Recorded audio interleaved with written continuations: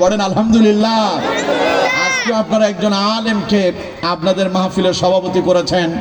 আমরা আজকের সভাপতির জন্য প্রাণ ভরে দোয়া করি, আল্লাহ তাআলা তার ইলম, আমল এবং হায়াতের মাঝে বরকত দান করেন। আমরা পড়ি আমিন। আর একটু জোরে পড়েন আমিন। আজকের মাহফিলের প্রধান অতিথি জনাব আলহাজ মোহাম্মদ জাফর সাহেব আছেন। তিনি কোথায়?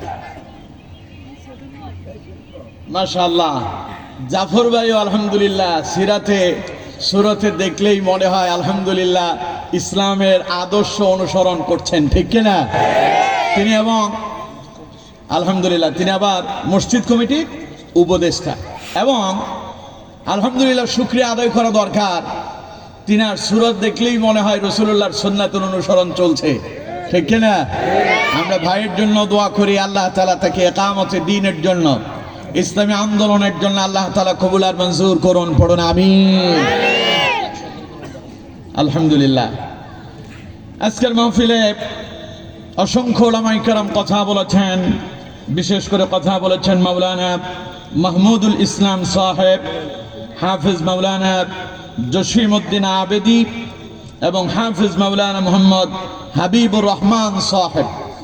এবং আমার পূর্বেই আপনাদের সামনে অত্যন্ত চমৎকার আলোচনা আপনাদেরকে শুনিয়েছেন তরুণ মুফাসসিরে কোরআন, বিশিষ্ট আলেম দ্বীন, আপনাদের এখানকার ইতিমধ্যেই মানুষের মনে যিনি জায়গা করে নিয়েছেন, কুমিল্লা জেলার কৃতি সন্তান আমার স্নেহভাজন মাওলানা সাইদুল ইসলাম মাসুদ।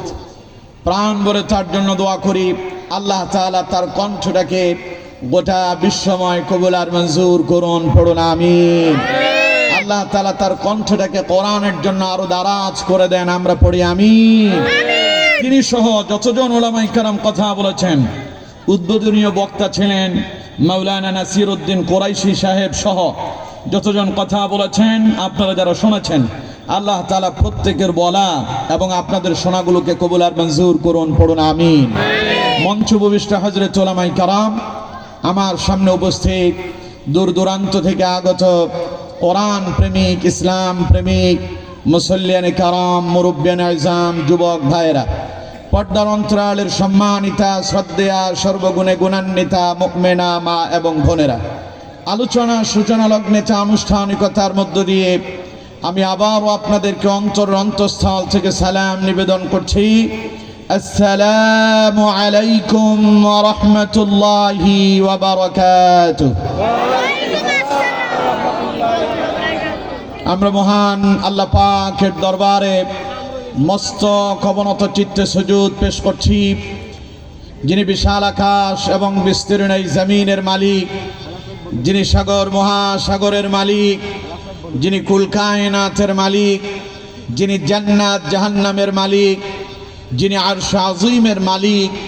সে আমাদের রব, আমাদের মুনিব, আমাদের স্রষ্টা, যিনি আমাদেরকে হাজার ব্যস্ততা, হাজার ব্যাকুলতা থেকে বিরত করে, অসংখ্য অগণিত মানুষের ভেতর থেকে বাছাই করে আমাদেরকে আজকের কোরআনুল কারীমের ময়দানে কবুল করেছেন। সে মহান মুনিবের প্রতি অন্তঃস্থল থেকে সুজুদ এবং শুকর গুজার হচ্ছে। সকলে চিৎকার মেরে মুহাব্বতের সাথে পড়ছে আলহামদুলিল্লাহ। আর একটু আওয়াজ দিয়ে পড়ুন আলহামদুলিল্লাহ। পড়ুন রব্বানা লাকাল হামদ হামদান কাসীরান তাইয়িবান মুবারাকান ফীহি ইয়া রাব্বি লাকাল হামদু কামা ইয়ানবাগী লিজালালি ওয়াজহিকা ওয়া আযীমি সুলতানিক। সবাই পড়ুন লা ইলাহা, আরো জোরে লা ইলাহা ইল্লাল্লাহু ওয়াহদাহু লা শারীকা লাহু লাহুল মুলকু ওয়া লাহুল হামদু ওয়া হুয়া আলা কুল্লি শাইইন কাদির। পড়েন আলহামদুলিল্লাহ। আমরা আমাদের মনিবের শেখানো ভাষায় তার প্রশংসা আদায় করে নিয়েছি। সম্মানিত বন্ধুগণ, প্রিয় ভাই সাহেব, আজকের এই মাহফিল হওয়াতে আপনারা খুশি না বেজার? কম না বেশি? আপনারা তো বেশি খুশি হওয়ারই কথা, কারণ মাহফিল করতে পারবেন কিনা তা নিয়ে আপনারা ছিলেন অনেক চিন্তায়, ঠিক কিনা? আপনারা তো ঠিকই করতে পারতেছিলেন না এবারে মাহফিল হবে কি হবে না। আজকে আমার প্রোগ্রামটা ছিল আপনাদের এই চট্টগ্রামে ফোর্ট কলোনিতে। তো এই মাহফিলটা বিভিন্ন কারণে রাজনৈতিক কিছু ইস্যুতে মাহফিলটা আজকে বন্ধ হয়েছে। গত 5 দিন আগে আপনাদের এই জিলানীনগরের এই যুব সমাজের ছেলেরা আমার ফোন দিয়ে বলল, হুজুর 10 তারিখে আমাদেরকে একটা ডেট দেওয়া যায়। আমি বললাম যে রমজানের আগে একটা ডেট নিতে পারেন যদি 9 তারিখ পারেন। বললো যে হুজুর তাইলে বেশি ব্যবধান নাই, আমরা একটু যোগাযোগ করতেছি, আমরা সিস্টেম করে আপনারে নিয়ে আসবো। তা আল্লাহ কবুল করছে, তাই আপনাদের সঙ্গে সাক্ষাৎ হয়েছে, ঠিক কিনা? তবে আমি আজকে কল্পনাই করি না, আমি অনেকগুলো শিডিউল করে রেখেছি আজকে আমি কি কি কাজ করব। সেই অক্টোবর থেকে প্রোগ্রাম চলছে টানা, কোনো রেস্টের কোনো সুযোগই নাই। আজকে ভাবলাম ফ্যামিলিকে কিছু সময় দেব। আল্লাহ কয় না, তোরে আমার কোরআনের জন্য সময় দিতে হবে। পড়েন আলহামদুলিল্লাহ। তাই আল্লাহ আপনাদের সঙ্গে আমাকে একত্রিত হওয়ার সুযোগ করে দিয়েছেন, কোরআনের ময়দানে আমাকে এবং আপনাদেরকে কবুল করেছেন, এই জন্য পড়েন আলহামদুলিল্লাহ। আরো জোরে পড়েন আলহামদুলিল্লাহ। প্রিয় বন্ধুগণ, আজকের এই যুবকরা জিলানীনগর যুব সমাজ যদি ইচ্ছে করত এখানে একটা কনসার্টের ব্যবস্থা করতে পারত। এখানে তারা বিভিন্ন গায়কদেরকে এনে, ওই যে আমাদের দেশে ইদানিং পাকিস্তান থেকে বিভিন্ন গায়ক আইনা বিভিন্ন জায়গায় কনসার্ট চলছে, ওরা চাইলে এইরকম একটা কনসার্টের ব্যবস্থা করতে পারত, ঠিক কিনা?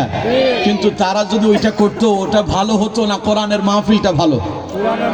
সবাই বলেন কোরআনেরটা না গান বাজনাটা? তো ওরা যে কোরআনের এই মাহফিল করেছে এটা আমরা খুশি না বেজার? আরো জোরে বলেন খুশি না বেজার? এদের জন্য দোয়া করার দরকার আছে না নাই? আল্লাহ আমাদের এই যুবকদেরকে কোরআনের জন্য, ইসলামের জন্য কবুল আর মঞ্জুর করেন, পড়েন আমিন। যুবকরা যদি ইসলামের পক্ষে এগিয়ে আসে, আগামীর বাংলাদেশ হবে কোরআনের বাংলাদেশ। যুবকরা যদি এগিয়ে আসে, আগামীর বাংলাদেশ হবে ইসলামের বাংলাদেশ। যুবকরা যদি এগিয়ে আসে, আগামীর বাংলাদেশ হবে আল্লামা সাঈদীর স্বপ্নের বাংলাদেশ। যুবকরা যদি এগিয়ে আসে, আগামীর বাংলাদেশ হবে দুর্নীতিমুক্ত বাংলাদেশ। যুবকরা যদি এগিয়ে আসে, আগামীর বাংলাদেশ হবে কল্যাণময় বাংলাদেশ, ঠিক কিনা? সুতরাং এই যুবকদের সঙ্গে আমাদেরকেও হাতে হাত মিলিয়ে কোরআনের পক্ষে কাজ করে দিতে হবে। পারবো সবাই? সবাই বলেন পারবো সবাই? আল্লাহ আমাদেরকে তৌফিক দান করুন, পড়ুন আমিন। কোরআনুল কারীমে আল্লাহ পাক বলছেন, ওয়ামান আহসানু কাওলাম মিম্মান দাআ ইলাল্লাহ ওয়া আমিলা সালিহান ওয়া ক্বালা ইন্নানী মিনাল মুসলিমিন। তার চাইতে অধিক সত্যবাদী আর কে হতে পারে যে মানুষদেরকে আল্লাহর দিকে ডাকে? সুবহানাল্লাহ বলেন না?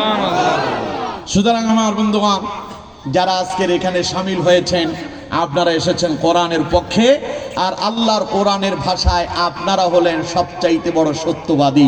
চিল্লায় বলেন সুবহানাল্লাহ। সুতরাং আমরা এখানে এসেছি কোরআন থেকে আলোচনা শুনবো ইনশাআল্লাহ। আরো জোরে বলেন ইনশাআল্লাহ। আল্লাহ আমাদেরকে কবুল করেন, পড়েন আমিন। কোরআন সম্পর্কে আপনাদের ধারণা আছে? কথা বলেন, আছে? এ কোরআন কত দামি কিতাব। তাম পৃথিবীর যত বই আছে, যত গ্রন্থ আছে, যত কিতাব আছে, সব কিতাবগুলোকে যদি এক পাল্লায় দেওয়া হয় আর অন্য পাল্লায় যদি কোরআন রাখা হয়, সবচাইতে দামি কোনটা হবে? কারণ এটা এমন এক কিতাব, এই কিতাব তাম পৃথিবীর সব কিতাবের চাইতে শ্রেষ্ঠ কিতাব। কারণ পৃথিবীতে এমন কোনো বই নাই, এমন কোনো গ্রন্থ নাই যেই বইয়ের ভেতর ভুল নাই। শুধুমাত্র একখান কিতাব, তার নাম মহাগ্রন্থ আল কোরআন। এতে ভুল থাকা তো পরের কথা, এতে কোনো সন্দেহ পর্যন্ত নাই। পড়েন সুবহানাল্লাহ। কোরআনুল কারীমে আল্লাহ সুবহানাহু ওয়া তাআলা অত্যন্ত দীপ্ত কণ্ঠে আল্লাহ পাক তার বান্দাদেরকে শোনায়া দিচ্ছেন, যালিকাল কিতাবু লা রাইবা ফীহি হুদাল লিল মুত্তাকিন। পড়েন আল্লাহু আকবার। আল্লাহ পাক বলছেন, আমার বান্দারে, আমার এই কোরআন সম্পর্কে শোনো।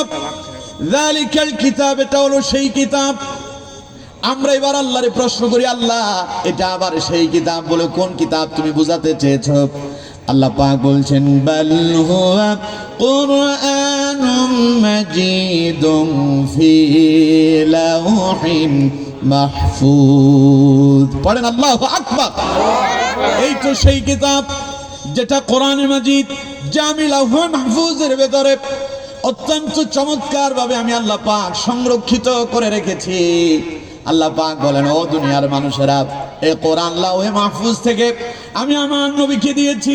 আমার নবীর মাধ্যমে तमाम পৃথিবীর সব মানুষের জন্য এই কোরআনকে আমি গাইডলাইন করে পাঠিয়ে দিলাম। আমার বান্দারে কোরআন সম্পর্কে শোনো, লা রাইবা ফি, এটা হলো এমন এক কিতাব যেই কিতাবের ভেতরে ভুল থাকে তো দূরের কথা, এর ভেতরে কোনো সন্দেহ পর্যন্ত থাকতে পারে না। পড়েন আল্লাহু আকবার। এই কোরআনে কোনো ভুল আছে? সবাই বলতে হবে, কোনো ভুল আছে? কোনো সন্দেহ আছে? ভুল আছে না, এই কথা তো বাদ দেন। কেউ যদি মনে করে কোরআনে কোনো সন্দেহ আছে, তার ঈমান থাকবে?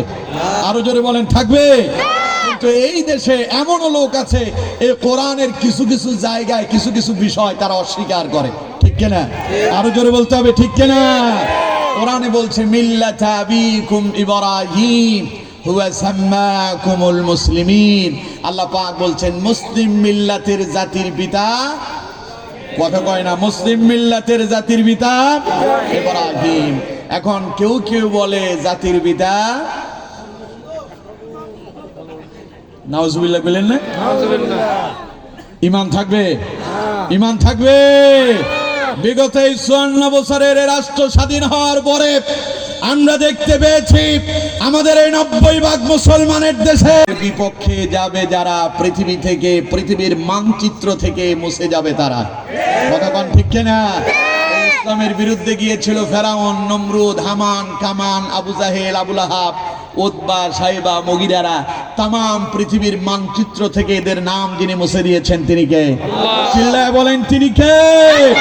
বিগত 16 বছরে আমরা দেখেছি এই জালেমরাও আল্লাহর কোরআনের বিরোধিতা করেছিল। কোরআনের হক কথা বলার কারণে আলেমদেরকে ধরে ধরে জেলখানায় বন্দী করেছিল। আমাদের কোরআনের পাখি আল্লামা সাঈদীকে মিথ্যা মামলা দিয়া দুনিয়া থেকে বিদায় করেছিল, ঠিক কিনা?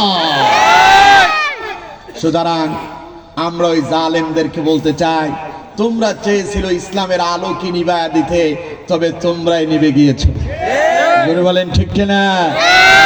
বলেন, ইউরিদুনা লিইউতফিউ নূরাল্লাহি বিআফওয়াহিহিম ওয়াল্লাহু মুতিম্মু নূরিহি ওয়ালাউ কারিহাল কাফিরুন। আল্লাহ পাক বলেন, কাফেরেরা আল্লাহর এই কোরআনের, আল্লাহর এই দ্বীনের, ইসলামের এই আলোকে ফু দিয়া নিভায়া দিতে চায়। আল্লাহ পাক বলেন, আল্লাহু মুতিম্মু নূরিহি, ওরা যত ফু দিবে কোরআন আরো আলোকিত হবে। সুবহানাল্লাহ বলেন না? কে? এক যুগে যখন বিদ্যুৎ ছিল না, তখন এক জাতীয় একটা লাইট ব্যবহার হতো, ওটাতে বাতাস দিলে আলো বাড়ত। ম্যান্টেল লাইট বলে আপনাদের এখানে, কেউ কেউ এটারে হেজাক লাইট বলতো, ঠিক কিনা? ওইটাতে পাম্প দিলে আলো কমে না বাড়ে? আবার দেখবেন লাকড়ির চুলা যে সমস্ত বাড়িতে আছে, যখন আগুন ধরতে চায় না, তখন মহিলারা বাঁশের একটা চুঙ্গা বানায়, ওই চুঙ্গা দিয়া ফু দিলে আগুন নিবে না ধরে? জোরে বলেন, নিবে না ধরে? আল্লাহ কয়, কোরআন হলো এমন, এটাকে ফু দিয়া যারা নিভায় দিতে চায়, এটা নিভে যাবে না। কোরআনকে যত ফু দিয়া নিভায় দিতে চাইবে, কোরআন আরো আলোকিত হয়ে যাবে, ঠিক কিনা? ওরা আমাদের সাইদিকে বন্দী করেছিল, মনে করেছিল কোরআন নিভে যাবে। বাংলাদেশে একজন সাইদি নাই, এখন হাজারো সাইদি তৈরি হয়েছে। কথা বলেন ঠিক কিনা? ওরা চেয়েছিল আমাদের আমির হামজাকে জেলখানায় বন্দি করে কোমর ভেঙে দিবে। একজন আমির হামজা বন্দি হওয়ার পরে বাংলাদেশে হাজারো আমির হামজা তৈরি হয়েছিল, ঠিক কিনা? আমাদের আজারিকে বন্ধ করতে চেয়েছিল, বরং ইতিহাস সাক্ষী আজারি 5 বছর পরে ফিরে এসেছে, বীরের বীরে বেঁচে এসেছে। তার মাহফিলে লক্ষ লক্ষ তাওহীদি মুসলিম জনতা উপস্থিত হচ্ছে, ঠিক কিনা?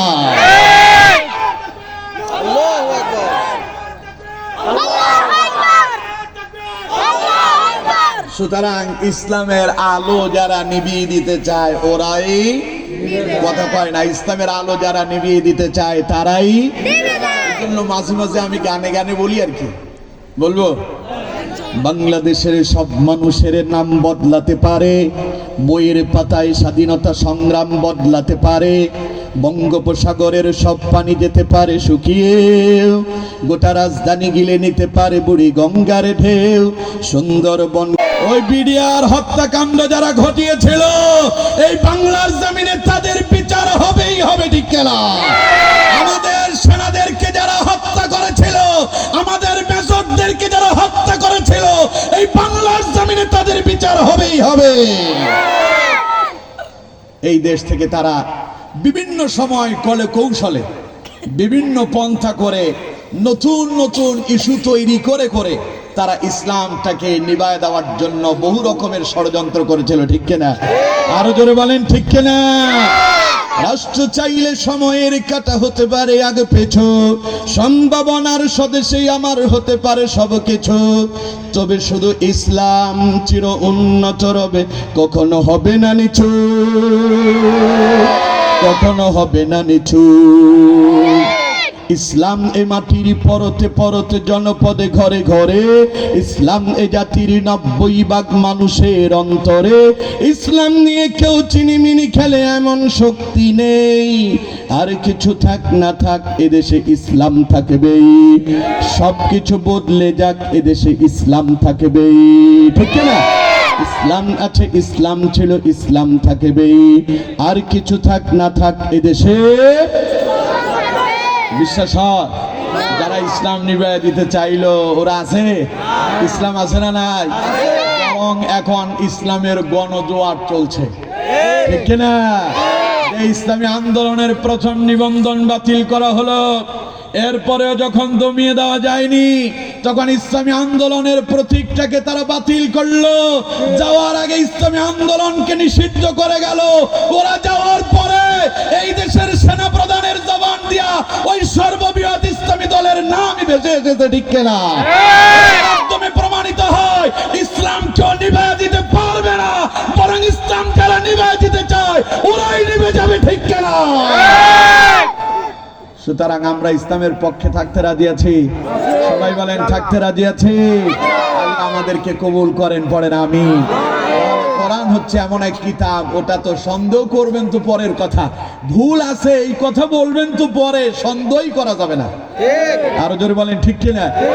আর যারা এই কোরআনের অপব্যাখ্যা করে জাতির পিতা অন্য কাউকে বানাতে চাইলো, ওরা আবার নাকি তাহাজ্জুদ পড়ে, তাসবিহ ছাড়া জীবনই চলে না। একজন কয় আমি তো প্রতিদিন 70-80 রাকাত নফল নামাজ পড়ি, ঠিক কিনা? কথা কয় না, ঠিক কিনা? আর একজন কয় খেলা হবে, সাইর আলী টান দিয়ে খেলা যখন শুরু হয়েছে সব পালায় গেছে, ঠিক কিনা? আস্তে আস্তে সামনে আগায়, কথা অনেক হবে ইনশাআল্লাহ। আরো জোরে বলেন ইনশাআল্লাহ। শেষ পর্যন্ত থাকবেন না চলে যাবেন? দেখি তো কারা কারা চলে যাবেন, হাত তোলেন। হ্যাঁ, তার মানে জোশে হুশ হারায় ফেলছে। জোশের ঠেলায় হুশ হারানো যাবে? জোশও থাকতে হবে, হুশও। একটা গল্প মনে পড়ছে, শোনাবো আপনাদেরকে, শুনবেন আপনারা? এক লোক হজ করতে গেছে, এটা সৌদি আরবের এক শাইখের মুখে শোনা বক্তব্য আর কি। তো হজ করতে যাওয়া এটা আসলে খুব স্বাভাবিক ব্যাপার না, ঠিক কিনা? হজ করতে গেলে পয়সা কড়ির দরকার আছে না নাই? সেই লোক কি আর হজ করতে যেতে পারে? এখানে অনেক টাকা পয়সার ব্যাপার। এক লোক হজ করার জন্য কষ্ট করে অনেক টাকা পয়সা জমালো, জমায় এবার হজ করার জন্য টাকা পয়সা জমা দিল, তার পাসপোর্ট রেডি, ভিসাও লেগে গেল। হজ করার জন্য তিনি রওনা হলেন। কাবা ঘর দেখে তিনি একেবারে আবেগে উৎফুল্ল হয়ে পড়েছেন। কারণ কাবা ঘর প্রথম যখন দেখবে, যিনি হজ করতে যান তিনি জানেন মনের অনুভূতিটা কেমন হয়। হাজী সাহেব আছেন, ঠিক কিনা? আমি যখন কাবা ঘরে প্রথমবার গেলাম, আমার তো নিজেরাই নিজে কন্ট্রোল করতে পারতেছি না। কারণ আল্লাহর এই ঘরের দিকে ফিরে প্রতিদিন ৫ ওয়াক্ত নামাজ পড়ি, যেই ঘরের দিকে ফিরে নামাজ পড়ি সেই ঘরের কাছে আজ আমি আসতে পেরেছি। এর চাইতে বড় সৌভাগ্যের আর কিছু আছে? জোরে বলেন, আছে? এখন এটা দেখলে আবেগ ধরে রাখা যায় না। আমি নিজেই কাঁদতে কাঁদতে অস্থির। তো এখন হুঁশ ফিরে আসতেছে। তো হুঁশ ফিরে আসার আগে ওর নাকের ভেতরে প্রাইভেট হসপিটালগুলো, উন্নত মানের হসপিটালগুলোতে সব সময় রুমগুলোতে পারফিউম ব্যবহার করা হয় যাতে কোনো দুর্গন্ধ না ছড়ায়, ঠিক কিনা? আর আমার দেশের সরকারি হসপিটালগুলোর দিকে তাকান, ভালো মানুষও সেখানে রুগী হয়ে যায়। কথা কয় না কে? এখন ওই লোকটার হুঁশ আসতেছে, নাকের ভেতরে পারফিউমের গ্রান আসতেছে, সেন্টের গ্রান। উনি মনে মনে ভাবতেছে, মনে হয় আমি মরে গেছি, এখন জান্নাতের ভেতরে আছি। কি ভাবতেছে? আমি মনে হয় মরে গেছি, এখন আমি জান্নাতে আছি। তো মনে মনে চিন্তা করতেছে, আচ্ছা জান্নাতটা না জানি দেখতে কেমন, একটু দেখি। চোখ খুলতেছে আস্তে আস্তে, তাকায় দেখে বাপ রে বাপ, কি চমৎকার সেখানে ঝাড়বাতি লাগানো, কি চমৎকার তার রুমটা। ও মনে মনে ভাবতেছে, না আসলেই জান্নাতেই আছে। আচ্ছা জান্নাতের পোশাকটা তো হবে আলাদা। চিন্তা করতেছে, আচ্ছা আমি যে মরছি, আমি এখন যে জান্নাতে আছি, আমার বিছানাটা কেমন তা আগে দেখতে হবে। তাকায় দেখে যে সাদা বিছানা, শরীরের পোশাকটাও কালারটা সাদা। কারণ বড় বড় হসপিটালের রুগী যারা হয়, অ্যাডমিশন নিলেই তারে হসপিটালের ড্রেস পরিধান করিয়ে দেওয়া হয়। এখন সে হসপিটালের ড্রেস পরে আছে। সে যখন দেখলো শরীরের কাপড়ও সাদা, বিছানাও সাদা, ও কয় যে আমি বুঝতে পারছি 100% এখন জান্নাতেই আছে। চিন্তা করতেছে, আচ্ছা জান্নাতের আশেপাশে হিরোইনরা কই, হুটগুলো তো দেখতে হবে। তাকায় দেখে যে কয়েকটা মেয়ে বসে বসে গল্প করতেছে। আর হসপিটালের নার্স যেগুলো হয়, ওগুলো কি কালো হয়? কথা কয় না, কালো হয়। সুন্দরী সুন্দরী মেয়েদেরকে বাছাই করে হসপিটালের নার্স হিসাবে নিয়োগ দেওয়া হয়। তাকায় দেখে যে সুন্দরী কয়েকটা মেয়ে বসে বসে গল্প করতেছে। ও মনে মনে ভাবতেছে, না আসলেই ঘটনা ঠিক, আমি জান্নাতেই আছি, হুরেরা বসে আছে। এখন ও যখন চোখ একবার ডানে বামে উপরে নিচে করতেছে, নার্সেরা চিন্তা করতেছে রুগীর মনে হয় অবস্থা খারাপ, দৌড়াদৌড়ি করে তারে ধরতে আসতেছে সবাই উঠে। তখন ও বলতেছে, খবরদার, একজন একজন করে লাইনে লাইনে আসে। তার মানে জোশে, কথা কয় না, জোশে। এখন আপনারাও কি তাই করতেছেন? জোশও থাকতে হবে, হুশও, কথা কয় না, জোশও থাকতে হবে, হুশও। তাহলে এবার বলেন তো, আমারে রেখে কারা কারা চলে যাবেন, হাত তুলে। না, ওয়াজ কাম হয়ে গেছে, আর দরকার নাই মনে হয়, দোয়া করে দিলে হয় নাকি? আরো শুনবেন? বলেন আলহামদুলিল্লাহ। শুরুই হয় না শেষ পর্যন্ত। তাহলে আমরা সবাই থাকবো ইনশাআল্লাহ। আরো জোরে বলেন ইনশাআল্লাহ। আল্লাহ আমাদের প্রত্যেককে কবুল করেন, পড়েন আমিন। আরো জোরে পড়েন আমিন। তাহলে কোরআন হচ্ছে এমন এক কিতাব যাতে কোনো ভুল থাকা তো পরের কথা, কোনো সন্দেহ, আরো জোরে বলেন, কোনো সন্দেহ। আমার বন্ধুগণ, আল্লাহ রাব্বুল আলামিন বলছেন, আল্লাহর এই কোরআন এমন এক কিতাব, এই কোরআনের আলোচনা শোনার জন্য যারা কোরআনের ময়দানে বসে যায়, ওদের সম্মান আর মর্যাদা আল্লাহর কাছে বহুগুণে বেড়ে যায়। কোরআনুল কারীমে আল্লাহ পাক বলছেন, আমার এই কোরআন যারা শুনতে আসবে, কিভাবে শুনবা?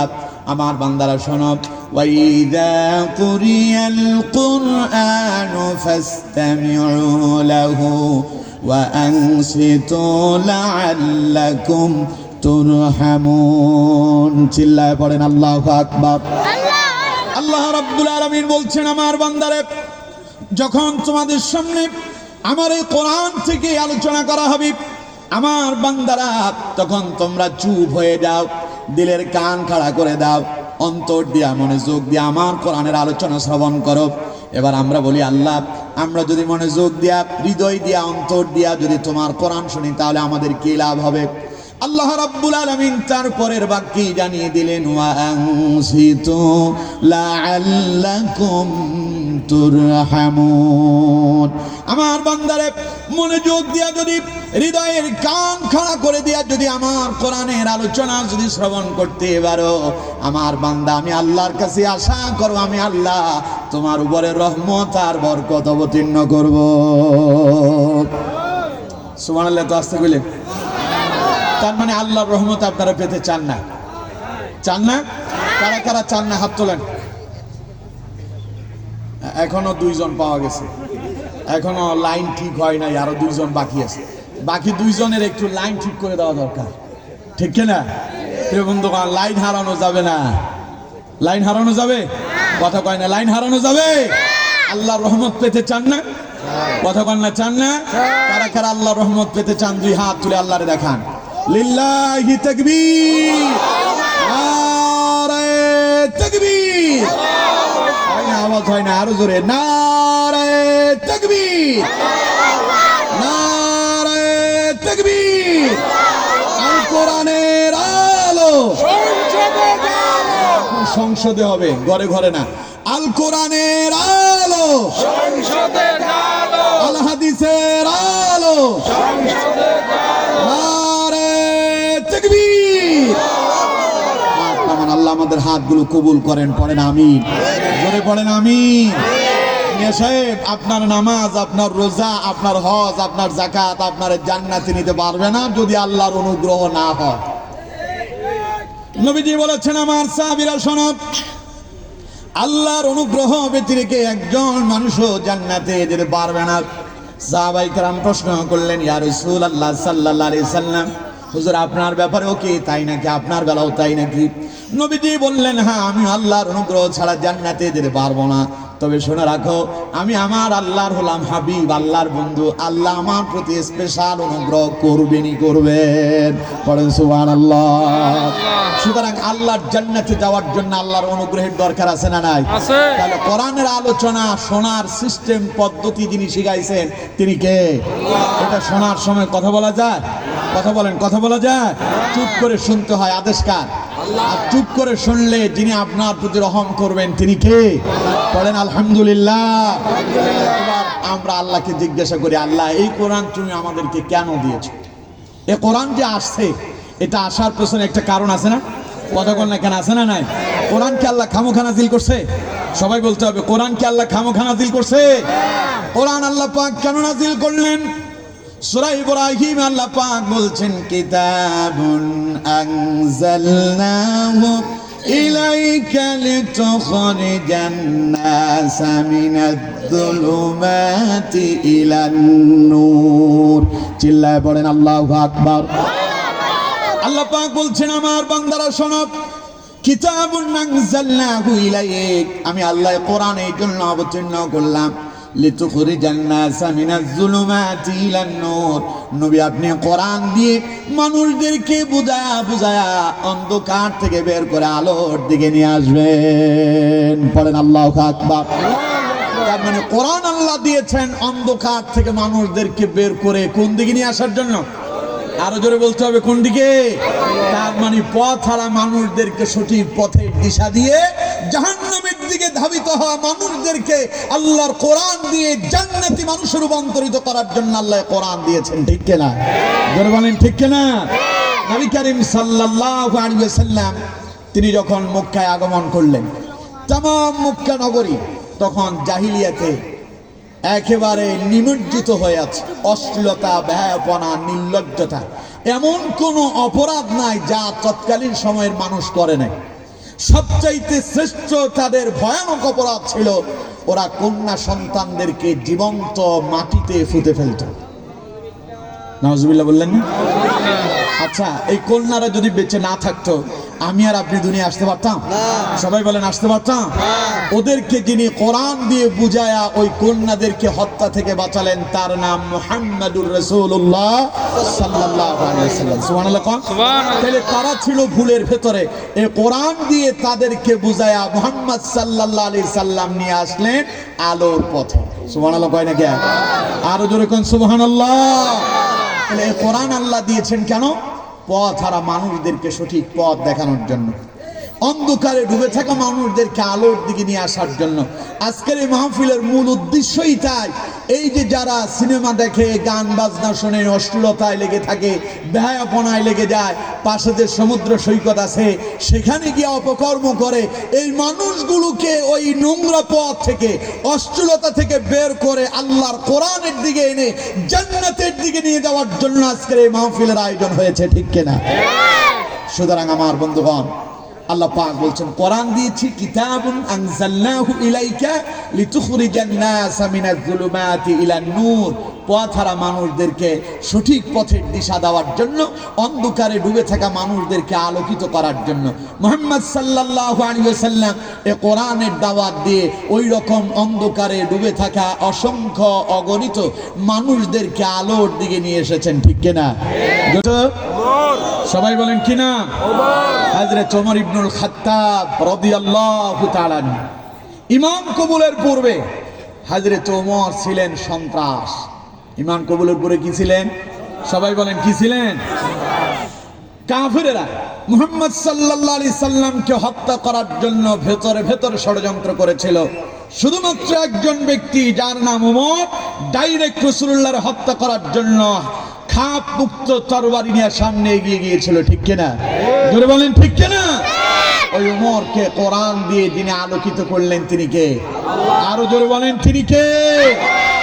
ইবনে হিশামের বর্ণনা এসেছে, হযরত ওমর নিজেই বলছেন, হযরত ওমর বলছেন ঈমান কবুলের পূর্বের ঘটনা, আমি ওমর যখন মুহাম্মদ সাল্লাল্লাহু আলাইহি সাল্লামের প্রতি এখনো ঈমান আনয়ন করি নাই, মুহাম্মদ সাল্লাল্লাহু আলাইহি সাল্লাম তিনি কোরআনের দাওয়াত দিচ্ছেন, তার এই দাওয়াতি কাজে অসংখ্য কাফেরেরা একজন দুইজন করে আস্তে আস্তে যখন তার দলের ভেতরে শামিল হতে শুরু করলো, তারা ধর্মহীন হয়ে মুহাম্মদ সাল্লাল্লাহু আলাইহি সাল্লামের আনিত ধর্ম ইসলাম কবুল করতে শুরু করলো। তখন আমি ওমরের মেজাজটা দারুণ খারাপ হয়ে গেল। মুহাম্মদ সাল্লাল্লাহু আলাইহি সাল্লাম কিভাবে বাধা দেওয়া যায়? আমি ওমর এমন কোন ষড়যন্ত্র ছিল না যা আমি করি নাই। ওমর বলেছেন, একদিন রাত্রিবেলার ঘটনা, ওমর বলছেন আমি একদিন মনে মনে চিন্তা করলাম, সংকল্প করলাম, নিয়ত করলাম, শুনেছি মুহাম্মদ সাল্লাল্লাহু আলাইহি সাল্লাম তিনি নাকি রাতের গভীরে অন্ধকার যখন নেমে আসে, গভীর রাতে তিনি বাইতুল্লাহর ভেতরে চলে আসেন, আর বাইতুল্লাহর ভেতরে এসে তিনি নামাজ আদায় করেন। ওমর বলেন আমি মনে মনে চিন্তা করলাম আজকে আমি মুহাম্মদ সাল্লাল্লাহু আলাইহি সাল্লামকে নামাজ আদায় করতে দেব না, যেই করেই হোক মুহাম্মদ সাল্লাল্লাহু আলাইহি সাল্লামকে আমি নামাজে বাধা দেব। যেই চিন্তা সেই কাজ। ওমর বললেন আমি রাত্রিবেলা অপেক্ষা করছি মুহাম্মদ কখন বেরিয়ে আসবে। হযরত ওমর বলছেন আমি মুহাম্মদ সাল্লাল্লাহু আলাইহি সাল্লাম যেই রাস্তা দিয়ে বের হয়ে কাবার দিকে আসবেন, আমি সেই পথে দাঁড়ায় আছি আড়ালের ভেতরে। দীর্ঘ সময় অতিবাহিত হয়ে গেল, রাত যখন গভীর হয়ে গেল আমি লক্ষ্য করলাম মুহাম্মদ সাল্লাল্লাহু আলাইহি সাল্লাম তিনি তার ঘর থেকে দরজা খুললেন।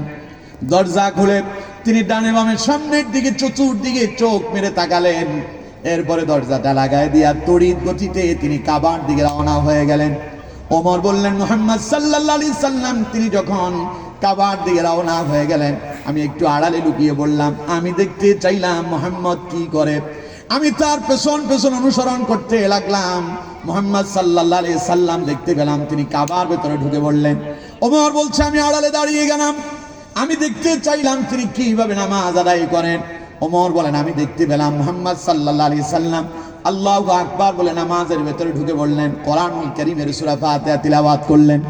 ওমর বলেন এরপরে মুহাম্মদ সাল্লাল্লাহু আলাইহি সাল্লাম কোরআনুল কারীমের অত্যন্ত গুরুত্বপূর্ণ একটি সূরা, সূরা হাক্কা থেকে তিলাওয়াত করতে লাগলেন। আল্লাহ হাক্কাতু মাল হাক্কা ওয়া মা আদরাকা মাল হাক্কা كذبت ثمود وعاد بالقارعة فأما ثمود فأهلكوا بالطاغية পড়েন আল্লাহু আকবার।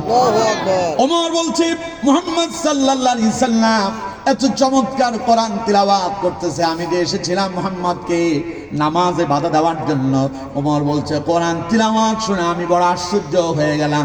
মুহাম্মদ সাল্লাল্লাহু আলাইহি সাল্লামের কোরআন তিলাওয়াতে আমি মুগ্ধ হয়ে গেলাম। চিল্লা এখন আল্লাহু আকবার। ওমর বলছে আমি বড় আশ্চর্য হয়ে গেলাম, আমি বড় অবাক হয়ে গেলাম। মুহাম্মদ সাল্লাল্লাহু আলাইহি সাল্লামের তিলাওয়াত শুনে আমি মনে মনে ভাবতে লাগলাম, লোকেরা যে মুহাম্মদ সাল্লাল্লাহু আলাইহি সাল্লামকে কবি বলে, আসলে এটা কোনো সাধারণ কোনো কবি নয়, উনি তো খুব উঁচু মানের কবি হবেন, কারণ তার এক একটা ভাষা, এক একটা শব্দ এত উঁচু মানের যেগুলো আমাদের ডিকশনারিতেও নাই। পড়েন আল্লাহু আকবার। ওমর বলতেছেন আমি তখন মনে মনে চিন্তা করতেছি, নিঃসন্দেহে মুহাম্মদ সাল্লাল্লাহু আলাইহি সাল্লাম তিনি একজন বড় উঁচু মানের কবি হবেন। আমি আপনাদেরকে জিজ্ঞাসা করি, আমার নবী কি কবি ছিল নাকি? কথা বলেন, নবী কি কবি ছিল? নবী কবি ছিলেন না। আর নবীর জন্য কবি হওয়া এটা শোভনীয় নয়। আমার বন্ধুগণ, ওমর বলেন আমি এই কথাটা কাউকে বলি নাই, মনে মনে চিন্তা করতেছি মনে হয় মুহাম্মদ সাল্লাল্লাহু আলাইহি সাল্লাম কবি হবেন। এই কথা যখন মনে মনে চিন্তা করলাম, আমি বড় আশ্চর্য হয়ে গেলাম, অবাক হয়ে গেলাম। মুহাম্মদ সাল্লাল্লাহু আলাইহি সাল্লাম তিনি কিভাবে যেন আমার মনের কথা বুঝে ফেললেন, কোরআনের আয়াত তিলাওয়াত করে তিনি আমার মনের কথার জবাব দিয়ে দিলেন। চিল্লায় কয় নাকি আল্লাহু আকবার? আচ্ছা, আপনারা যে আল্লাহু আকবার কইছেন, আওয়াজ হইছে? আওয়াজ হইছে? সবাই বলেন এখানে আওয়াজ হইছে? এখন আল্লাহু আকবার আসতে হবে না জোরে হবে? আস্তের পক্ষে কারা কারা হাত তোলেন? না, হুশ ঠিক হয়ে গেছে। তাহলে আল্লাহু আকবার জোরে হোক, এর পক্ষে সবাই আছেন? সবাই বলেন সবাই আছেন? তাহলে আপনারা যে বলছেন আসতে হয়েছে না জোরে হয়েছে? এন কয় না, আসতে হয়েছে না জোরে হয়েছে? এখন আল্লাহু আকবার আসতে বলবেন না জোরে বলবেন? চিল্লা এখন আল্লাহু আকবার। আরো জোরে আল্লাহু আকবার। আচ্ছা, আপনারা যে আল্লাহু আকবার বললেন, খুশি কে হয়েছে? আর অসন্তুষ্ট কেরা? এখন পেছনে যারা বলেন নাই তারা কারে খুশি করছেন? কামটা কি ঠিক হয়েছে? হ্যাঁ, বিগত 16 বছর কিন্তু এরকম বহু শয়তান ছিল। শয়তান আবার দুই জাতের। শয়তান কয় জাতের? মিনাল জিন্নাতি ওয়ান নাস। কথা আমার না আল্লাহ? কথা কয় না আমার না আল্লাহ? আল্লাহ কয় শয়তান দুই জাতের, একটা মানব শয়তান আর একটা জিন শয়তান। জিন শয়তান অসন্তুষ্ট হয় সারা জীবন শুনছি, কোনোদিন দেখি নাই, কিন্তু মানব শয়তান যে অসন্তুষ্ট হয় বিগত 16 বছর যাবত দেখেছি। ঠিক কিনা বলেন? ঠিক কিনা? বিগত 16 বছর ওই শয়তানদেরকে আমরা দেখেছি, ওরা এই নারে তাকবীর আল্লাহু আকবারকে জঙ্গিবাদের স্লোগান বলেছিল। ঠিক কিনা? ওরা নারে তাকবীর আল্লাহু আকবারকে গভীর রাত করে ওয়াজ মাহফিল করে লাভ কি হলো? মুসল্লি প্রতিদিন যা, মাহফিলের রাতেও তা। এই জন্য গভীর রাত করা যাবে না, রাত 11টার ভিতরে মাহফিল শেষ করতে হবে। সাইদি সাহেব তো 8টায় উঠতেন, 10টার আগে মাহফিল শেষ। ঠিক কিনা? তাহলে আমাদের সেই ঐতিহ্য কোথায় যাচ্ছে? আমরা মনে করি রাত যত বেশি করা যায় মনে হয় তত কল্যাণ হয়। না, রাত গভীর করার কারণে বহু বক্তার ফজর কাজা হয়। আমি নিজেই ভয়ে রাত্রে ঘুমাইতে পারি না, না জানি ফজর কাজা হয়ে যায় নাকি। তো সুতরাং মাহফিল কমিটিরা আপনাদের মাহফিলের আয়োজনে দেরিতে বক্তাকে উঠানোর কারণে কোনো একজন মুসল্লি যিনি নিয়মিত 5 ওয়াক্ত নামাজ পড়েন তার যদি ফজর কাজা হয়, অথবা বক্তার যদি ফজর কাজা হয়, ওটা যদি আপনার মাহফিলের কারণে হয়, তাইলে উপকারের চাইতে ক্ষতিটাই বেশি হলো। ঠিক কিনা? এই জন্য গভীর রাত করে ওয়াজ শোনার দরকার নেই। 1টা পর্যন্ত কইয়া স্লোগান দিয়ে গলা ফাটানোর দরকার নাই, নামাজ ঠিক রাখেন। শামীম সাইদিকে দেখেছেন? গত কয়েকদিন আগে প্রতিবাদ করছিল যে, হ্যাঁ দেখেন নাই মনে? আপনারা কি দরকার এত গভীর রাত করে মাহফিল করা? রাসূলুল্লাহ তো এশার পরে ঘুমায় যেতেন, আপনারা আমাদেরকে ঘুমাইতেই দেন না। আমাদের ঘুম হয় ফজরের পরে, ফজর পড়া ছাড়া ঘুমই আসে। সুতরাং আমার বন্ধুগণ, আমরা মনে রাখতে হবে এখান থেকে আজকের এই মাহফিলের চাইতে বড় একখানে ইবাদত সামনে অপেক্ষা করছে, ওটার নাম সালাতুল ফজর। ওটার নাম কি? সবাই বলেন ওটার নাম কি? ওটা পড়া ফরজে আইন, পড়তেই হবে, অবশ্যই বাধ্যতামূলক। না পড়লে সওয়াব হবে না গুনাহ হবে? সুতরাং পড়বেন তো ইনশাআল্লাহ। ফজর পড়বেন না কারা কারা হাত তোলেন? উনি পড়বে এই জন্য ভুলে উঠে ফেলছে, আসলে ওনার মনে হয় ফজর কাজা হয় না, চেহারা বলতেছে নামাজ পড়ে। ঠিক কিনা? ভুলে উঠে গেছে। ফজর নামাজ পড়বেন সবাই? সবাই বলেন পড়বেন। আল্লাহ কবুল করেন, বলেন আমিন। ভাই, ভালো কাজের নিয়ত করলেও সওয়াব পাওয়া যায়। ভালো কাজের নিয়ত করলেই সওয়াব। আপনি নিয়ত করেন না আল্লাহ আমি ফজর পড়বো, দেখবেন আল্লাহ আপনার ফজরের সময় সজাগ করে দিবেন ইনশাআল্লাহ। আমাদের চরিত্রের পরিবর্তন করতে হবে, আল্লাহ আমাদেরকে তৌফিক দেন, পড়েন আমিন। তারপরে যতক্ষণ চলে ততক্ষণ চালাবো, মেশিনে যতক্ষণ তেল থাকে, ঠিক আছে আমার বন্ধুগণ। তাহলে হযরত ওমর মনে মনে কি ভাবতেছিলেন? মুহাম্মদ সাল্লাল্লাহু আলাইহি ওয়াসাল্লাম নিঃসন্দেহে উঁচুমানের একজন কবি হবেন, কারণ তার ভাষা এমন উঁচুমানের যা ইতিপূর্বে কোনো কবির কণ্ঠে শোনা যায় নাই। এমন চমৎকার, এমন উঁচুমানের শব্দ তিনি চয়ন করছেন যা তাদের ডিকশনারিতেই নাই। সুবহানাল্লাহ বললেন না? ডিকশনারিতে থাকবে কেমনে? এই কথাগুলো দুনিয়ার কোনো মানুষের নয়, এগুলো কার? চিল্লায় বলেন কার? হযরত ওমর বলেন মনে মনে চিন্তা করতে লাগলাম, মুহাম্মদ সাল্লাল্লাহু আলাইহি সাল্লাম তিনি মনে হয় কোনো উঁচু মানের কবি হবেন। কেমনে যে নবী আমার মনের কথা বুঝে ফেললেন? ওমর বলেন এরপরে বিশ্ব নবী এমন একটা আয়াতে কারিমা তিলাওয়াত করলেন, শোনার পরে আমি চিন্তা করতে লাগলাম, বাপ রে বাপ, এটা তো মনে হয় অন্য কিছু হবে। পড়েন আল্লাহু আকবার। হযরত ওমর বলেন আমি যখন বললাম নবীজি তিনি হবেন উচ্চমানের কবি, এমন সময় তিনি আমার কথার জবাব দিচ্ছেন, ইন্নাহু লাকাউলু রাসূলিন কারীম ওয়া মা হুয়া বিকাউলি শাইরিন কলিলাম মা তুমিনুন। আল্লাহু আকবার। নবীজি তিলাওয়াত করলেন ইন্নাহু লাকাউলু রাসূলিন কারীম। না না, এটা কোনো কবি নয়, যিনি তিলাওয়াত করছেন তিনি আল্লাহর প্রেরিত একজন রাসূল। যিনি তিলাওয়াত করছেন তিনি কে? সবাই কয় না তিনি কে? নবীজি বললেন ইন্নাহু লাকাউলু রাসূলিন কারীম, তিনি সম্মানিত আল্লাহর প্রেরিত বার্তাবাহক, তিনি আল্লাহর রাসূল। এরপরে নবীজি বললেন ওয়া মা হুয়া বিকাউলি শাইরিন কলিলাম মা তুমিনুন। এটা কোনো কবির কবিতা নয়, বরং তোমরা কম সংখ্যক মানুষের উপর ঈমান এনে থাকো। পড়েন আল্লাহু আকবার। তোমরা কম সংখ্যক মানুষ ঈমান আনো, এগুলো আসলে কোনো কবির কবিতা নয়, এটা কোনো দুনিয়ার কোনো কবির কথা নয়। যিনি তিলাওয়াত করছেন তিনি আল্লাহর রাসূল, তিনি আল্লাহর। ওমর বলতেছে এবার আমি তো আশ্চর্য হয়ে গেলাম, অবাক হয়ে গেলাম। মুহাম্মদ সাল্লাল্লাহু আলাইহি সাল্লাম তিনি আল্লাহর রাসূল, তিনি যে কবি এই কথা তো আমি কাউকে বলি নাই। মনে মনে চিন্তা করলাম তিনি কেমনে আমার মনের কথা বুঝে ফেলেছেন। হযরত ওমর বলেন তখন আমি মনে মনে চিন্তা করতে লাগলাম, মুহাম্মদ সাল্লাল্লাহু আলাইহি সাল্লাম তিনি শুধু কবি নন, বরং তিনি হবেন একজন গণক। বলেন নাউযুবিল্লাহ। গণক চেনেন? কথা কয় না, চেনেন? মাঝে মধ্যে পতঙ্গা বীচের কাছে দেখবেন টিয়া পাখি নিয়ে মানুষের ভাগ্য গণনা করে। এই জাতির কিছু শয়তানও আছে না নাই? আরো জোরে বলেন আছে না নাই? বানর দিয়া ভাগ্য গণনা করে। আবার কেউ কেউ হাত দেখে ভাগ্য গণনা করে, আছে না এরকম? খবরদার, কাউকে হাত দেখায় ভাগ্য গণনা করবেন না, এটা হারাম। যিনি হাত দেখালেন তিনিও শিরিক করলেন, যিনি হাত দেখে ভাগ্য বলে দিলেন তিনিও শিরিক করলেন। আপনার তাকদীরে কি আছে, ভাগ্যে কি আছে, যিনি জানেন তিনি কে? আল্লাহ। আরো জোরে বলেন কে? আল্লাহ।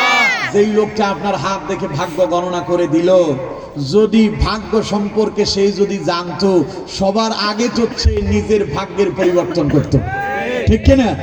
যেই লোকটা বাড়িতে বাড়িতে ঘুরে বানর দিয়া মানুষের ভাগ্য গণনা করে, মানুষের ভাগ্য সম্পর্কে সে যদি জানতে পারত, সবার আগেই তার ভাগ্যের পরিবর্তন হতো। ওর 10 তলা বিল্ডিং থাকার কথা ছিল, ঠিক কিনা? কিন্তু মানুষের ভাগ্য গণনা করে, একটু পরে নিজেদের পিটনি খাবে তা সেই জানে না, ঠিক কিনা? বুদ্ধিমান একটা ছেলের কাছে পড়ছে ইয়াং জেনারেশন, বাড়ির ভেতরে মহিলাদেরকে আইসা, কিছু কিছু মহিলা আছে এগুলোকে আমাদের ফেনীর ভাষায় বলে বেরাজদি। আপনাদের এখানকার ভাষা কি কয়? ইধারাও বেরাজদি কর দে, হ্যাঁ ঠিক আছে। এই বেরাজদি মহিলারা এসে বাড়িতে এসে মহিলাদের হাত দেখে ভাগ্য গণনা করে। এমন কৌশলে ভাগ্য গণনা করে, যাওয়ার সময় কানের দুল, নাকের ফুল, গলার নেকলেস, হাতের বালা সব নিয়ে কাম সারা। কথা কয় না কে? যাওয়ার পরে মহিলার হুঁশ ফিরে আসে, একটু পরে একবার কান ধইরা কান্দে, নাক ধইরা কান্দে, এরপর গলায় হাত দিয়ে কান্দে, হাত ধইরা কান্দে। পাশের প্রতিবেশী মহিলা এসে, বান্ধবী এসে জিজ্ঞাসা করে, কিরে হইছে কি, তুই এমন কান্দিস কেন? কয় জানো না, গেল আমার সব গেল, নাক গেল, কান গেল, গলা গেল, হাতও গেল। কই গেল? সব তো দেখি ঠিকই আছে। আর একটু আগে একজন আসছে আমার ভাগ্য গণনা করে সব নিয়ে গেল। অথচ ভাগ্য গণনা করে কইছে তোমার আগামীতে 10 তলা বিল্ডিং হবে, তোমার 5 ছেলের 3 জনই কানাডায় যাবে। কিন্তু যাওয়ার সময় যা আছে সব নিয়ে ওরে রাস্তার ফকির বানায় দিয়ে গেল। ঠিক কিনা? কতক্ষণ না কেন, ঠিক কিনা? আজকে মায়েরা তো আলোচনা শুনতেছে নাকি? মায়েদেরকে বলছি, খবরদার আমার মায়েরা, ওদের খপ্পরে পড়বেন না। ওদের খপ্পরে পড়বেন সব হারাবেন। সুতরাং আপনার ভাগ্য সম্পর্কে যিনি জানেন তিনি কে? ভাগ্যের পরিবর্তন হবে দোয়ার মাধ্যমে। নবী করিম সাল্লাল্লাহু আলাইহি ওয়াসাল্লাম বলছেন, লা ইয়ারুদ্দুল কাযা ইল্লা দুআ। মানুষের ভাগ্য তার জন্য দুনিয়া আসার আগেই নির্ধারণ করে দেওয়া হয়েছে। মানুষের ভাগ্য যদি কেউ পরিবর্তন করতে চায়, আল্লাহর কাছে দোয়া করো, দোয়ার মাধ্যমে আল্লাহ ভাগ্যের পরিবর্তন করে দিবেন। পড়েন সুবহানাল্লাহ। আপনার ছেলে হয় না, মেয়ে হয় না, দীর্ঘ ডাক্তার দেখালেন, বিভিন্ন জায়গায় গেলেন, হচ্ছে না। শেষ পর্যায়ে কোনো কুল কিনারা না পায়া গেছে মাজারে। আছে না নাই? আরো জোরে বলেন, আছে না নাই? চট্টগ্রাম তো মাজারের কারখানা, ঠিক কিনা? চট্টগ্রামে মাজারও আছে, আবার হকপন্থী আলেমও একেবারে সমানে সমান, ঠিক কিনা? কত কয় না, ঠিক কিনা? আর এই চট্টগ্রাম তো সেই চট্টগ্রাম যেই চট্টগ্রামের প্যারেড ময়দানে কোরআনের পাখি আল্লামা সাঈদী 5 দিন ব্যাপী তাফসীর মাহফিল করেছিলেন। তার আলোচনা শুনে হাজার হাজার মুসলমান ছুটে এসেছিল। তার প্রত্যেকটা মাহফিলে প্রতিদিন 1-2 করে কালেমা পড়ে মুসলমান হয়েছিল, ঠিক কিনা? আল্লামা সাঈদী বলেছিলেন, বাংলাদেশে যদি কোরআনের রাজ কায়েম হয়, শুরুতেই চট্টগ্রাম এই বিয়া শুরু হবে, ঠিক কিনা? যদি বলেন ঠিক কিনা? আপনারা সেই চট্টগ্রামের সৌভাগ্যবান সন্তান। পড়েন আলহামদুলিল্লাহ।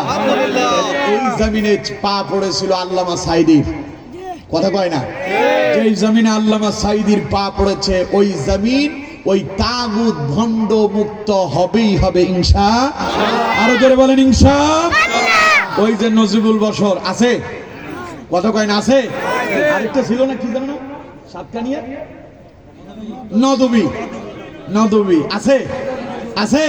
তাফসীর মাহফিলের কথা শুনলে কলিজায় আগুন লাগতো, কত কয় না? কে? আরো জোরে বলেন ঠিক কিনা? কলিজায় যে আগুন লাগছে খালি লাগে না। ওই নজিবুল বশর আল্লামা সাঈদীর বিরুদ্ধে মিথ্যা মামলা দিয়েছিল, কত কয় না? কে? ওই নজিবুল বশর আল্লামা সাঈদীর বিরুদ্ধে মিথ্যা মামলা দিয়েছিল।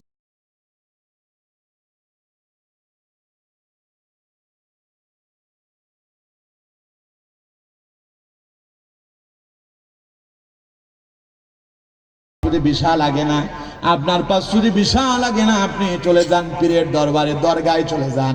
সেখানে গিয়ে পীরের কাছে বলেন, বাবা আমার ওই পাসপোর্টে ভিসার ব্যবস্থা লাগায়, ভিসার ব্যবস্থা করে দেন। আমার বন্ধুগণ, আমি আপনাদের কি প্রশ্ন করি, আপনার পাসপোর্টে যিনি ভিসা লাগায় দিতে পারেন তিনি কে? পীরের দরবারে গিয়া এমন অবস্থা হলো, ঈমানও হারা হলেন, আপনার সব একসাথেই গেল, ঠিক কিনা? এজন্য চাইতে হবে কার কাছে? চিল্লায়া বলেন, কার কাছে? আমার বন্ধুগণ, সুতরাং কাউকে দিয়ে ভাগ্যের পরিবর্তন করতে যাবেন না। দুনিয়ার কেউ আপনার ভাগ্য পরিবর্তন করতেই পারবেন না। যিনি আপনার ভাগ্য পরিবর্তন করতে পারবেন তিনি কে? আরো জোরে বলেন কে? আর যারা ভাগ্য গণনা করে ওদেরকে গণক বলে। ওদেরকে কি বলে? এখন কন্ত দেখি, ওই গণকে যে কাজ করে ওটা হালাল না হারাম? আরো জোরে বলেন, হালাল না হারাম? ওমর বলতেছে, আমি মনে মনে চিন্তা করলাম, মুহাম্মদ সাল্লাল্লাহু আলাইহি সাল্লাম তিনি যেহেতু আমার মনের কথা বলে ফেললেন, তাহলে মনে হয় নিঃসন্দেহে মুহাম্মদ সাল্লাল্লাহু আলাইহি সাল্লাম তিনি একজন গণকই হবেন, কারণ গণকেরা মানুষের মনের কথা বলতে পারে। আমার বন্ধুগণ, হযরত ওমর বলেন, আমি বড় আশ্চর্য হয়ে গেলাম, আমি বড় অবাক হয়ে গেলাম। একটু পরে কিভাবে যেন রাসূলুল্লাহ আমার মনের কথাটা বুঝে ফেললেন। তিনি কোরআনের আয়াত তিলাওয়াত করে আমার এই কথার জবাবটা দিয়ে দিলেন। পড়েন সুবহানাল্লাহ। হযরত ওমর বলেন, আমি যখন বললাম মুহাম্মদ সাল্লাল্লাহু আলাইহি সাল্লাম তিনি একজন গণক হবেন, এমন সময় মুহাম্মদ সাল্লাল্লাহু আলাইহি সাল্লাম তিলাওয়াত করতে লাগলেন, ওয়ালা বিকাউলি কাহিনিন কালিলাম মা তাযাক্কারুন তানজিলুম মির রাব্বিল আলামিন। চিল্লায় কোন আল্লাহু আকবার। আমার বন্ধুগণ, নবীজি বললেন ওয়ালা বিকাউলি কাহিনিন কালিলাম মা তাযাক্কারুন। না না না, ইনি কোনো গণক নন, ইনি মানুষের ভাগ্য গণনা করেন না, ইনি কোনো গণক নন, বরং কালিলাম মা তাযাক্কারুন, তোমরা কম মানুষের নসিহত গ্রহণ করে থাকো। শুনে রাখো, তিনি যা তিলাওয়াত করতেছেন, যা তিনি বলতেছেন তা হলো তানজিলুম মির রাব্বিল আলামিন। তিনি যা তিলাওয়াত করতেছেন, তিনি যা বলতেছেন, এটা দুনিয়ার কোনো মানুষের তৈরিকৃত কথা নয়, বরং দয়াময় আল্লাহর পক্ষ থেকে নাজিলকৃত অবতারিত কিতাব। পড়েন সুবহানাল্লাহ। ওমর বলেন, আমি মনে মনে চিন্তা করতে লাগলাম, মুহাম্মদ সাল্লাল্লাহু আলাইহি সাল্লাম তিনি তো আমার মনের সব কথা বলে ফেলতেছে। ওমর বলে, আমার একটু পরে মনে হলো না আর কিছু সময় যদি এখানে থাকি মুহাম্মাদের প্রেমে আমি পড়ে যাব, কারণ কোরআন তিলাওয়াতের ভালোবাসায় যেইভাবে আমি মগ্ন হয়েছি, আর একটু সময় যদি এখানে থাকি তাহলে মুহাম্মাদের উপরে ঈমান আনয়ন করে আমার এখান থেকে যাওয়া লাগবে। ওমর বলেন, আমি তাড়াতাড়ি সেখানে আর না দাঁড়ায় বাড়ির দিকে দিলাম দৌড়। আমার বন্ধুগণ, ওমর যদিও বাড়ির দিকে রওনা হয়ে গেল, আল্লাহ পাক বলেন, ওমর রে যাইস কই, কোথায় যাবি? আমি আল্লাহ যদি কারোর একবার টার্গেট করি, ওরে ইমানের জন্য আমি কবুল করে ছাড়ি, ঠিক কি না? ওমর কই যাস? আজ তুই কোরআন থেকে দূরে সরে গেলি, ওমর অপেক্ষা কর, আমি আল্লাহ আবার তোরে কোরআনের কাছে আনবো, আর তোকে কোরআনের জন্য আমি আত্মসমর্পণ করায়া ছাড়বো। ওমর আজ চলে গেলেন। অবশেষে আরেকবার উমর এলেন। একবার এসেছেন নামাজে বাধা দেওয়ার জন্য, দ্বিতীয়বার আসতেছে রাসূলুল্লাহর মাথা আলাদা করার জন্য। নাউজুবিল্লাহ বলেন, আরো জোরে বলেন নাউজুবিল্লাহ। মুহাম্মদ সাল্লাল্লাহু আলাইহি সাল্লামকে যখন কোনোভাবেই দমানো যাচ্ছে না, এমন তো অবস্থা, আবু জাহেল এক মজলিসে ঘোষণা দিল, মুহাম্মদের মাথাটা যে কেটে এনে দিতে পারবে ওকে 100 লাল উট উপহার দেওয়া হবে। ওমর তখন তাগড়া যুবক, শরীরে অনেক শক্তি, বিশাল দেহের অধিকারী। ওমর দাঁড়ায় গেল, আবু জাহেলকে বলতেছে, আবু জাহেল তুমি যে 100 উট দিবা বলছো, ওয়াদা ঠিক আছে তো? আবু জাহেল কয়, ওমর তোমারে আমার পছন্দ হয়েছে, তোমার দিয়েই কামটা হবে। ওমর বলতেছে, খাপ থেকে তরবারি খানা খুলে ওমর বলল, এই যে আমার তরবারি প্রস্তুত মুহাম্মাদের মাথা আলাদা করার জন্য। বলেন নাউজুবিল্লাহ, আর জোরে বলেন নাউজুবিল্লাহ। আবু জাহেল কয়, ওমর আমারও 100 উট প্রস্তুত, খালি মাথা আনো, 100 উট উপহার নিয়ে যাও। নাউজুবিল্লাহ বলেন না। আজ আমার দেশে এক শয়তান ওই আবু জাহেলের উত্তরসূরির আবির্ভাব হয়েছে, ঠিক কিনা? জোরে বলেন ঠিক কিনা? গতকালে এক পীর নামে ভণ্ড, সাদিকুর রহমান হাশিমি, নাকি সাদিকুর রহমান হাশিমি, এক ভণ্ড বীর, ওই আবু জাহেলের মতো ঘোষণা দিল, এই বাংলাদেশের তরুণ প্রজন্মের আইডল, এই বাংলাদেশের তরুণ প্রজন্মের মুফাসসির আমাদের মিজানুর রহমান আজহারীর মাথা দিয়ে আলাদা করে তার কাছে নিয়ে আসতে পারবে 10 লক্ষ টাকার ঘোষণা দিয়েছে, ঠিক কিনা? ও আর আবু জাহেলের ভেতরে কোনো ব্যবধান নাই, কথা কয় না, ঠিক কিনা? আবু জাহেল ঘোষণা দিয়েছে, আমার রাসূলের মাথা আনতে পারলে 100 উট উপহার দেওয়া হবে, আর ওই ভণ্ড ঘোষণা দিয়েছে মিজানুর রহমান আজহারীর মাথা আনতে পারলে 10 লক্ষ টাকা তাকে পুরস্কার দেওয়া হবে। আমি মনে মনে চিন্তা করতেছি, পাগল সব গাছে গাছে, কথা কয় না কে? পাগল সব গাছে গাছে এখন, কারণ পাগলদের নেতা তো বহু আগে পালাইছে, ঠিক কিনা?